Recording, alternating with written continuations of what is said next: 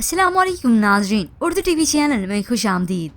Viewers, drama serial बनू के next episode में आप देखेंगे रिफत बेगम ने अपनी मनचाही पसंद की बहू कहलाई। उनका तो अब दिमाग ही ठिकाने पे नहीं रहा। शादी को तो अभी बस कुछ ही दिन तो हुए हैं। निहाल की शादी हो जाने के बाद बीना अब खुद को समेटने लगी है।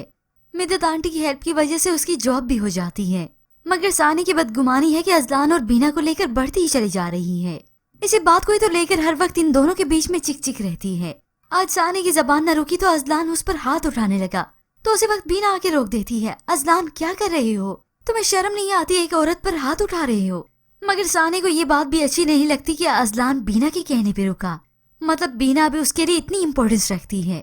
जबकि व्यूअर्स दूसरी जानिब आप देखेंगे निहाल और रमशा जिनकी हर वक्त की तकरार ही रहती है। निहाल बीना के दुख से अभी भी बाहर नहीं निकला। ये तो उसने जज्बाती फैसला कर लिया शादी करने का, मगर अभी तक भी उसने रमशा को बीवी के तौर पे तस्लीम ही नहीं किया। तभी तो उससे रिक्वेस्ट करता है कि हम पहले की तरह दोस्त नहीं हो सकते, पहले भी तो दोस्त बनकर रहते थे।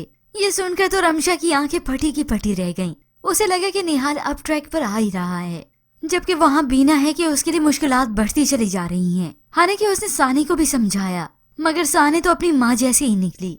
तभी उसने मिदत बेगम को फोन करके मदद के लिए कहा कि मैं यहाँ पर नहीं रह सकती, मेरी वजह से अजलान और सानी के बीच में काफी बदगुमानियां बढ़ चुकी हैं। और मिदत बेगम वो वैसे भी बीना को अपनी बेटियों जैसा तो मानती हैं। अपनी बेटी की करतूतों की वजह से रमशा तो उनके दिल से उतर गई, मगर बीना का साथ वो पूरा पूरा दे रही हैं। तभी उन्होंने ऑफर कर दी कि तुम मेरे अपार्टमेंट में रहो। मगर बीना के यूं अलग रहना भी सानी को फिर भी खुश नहीं रखेगा।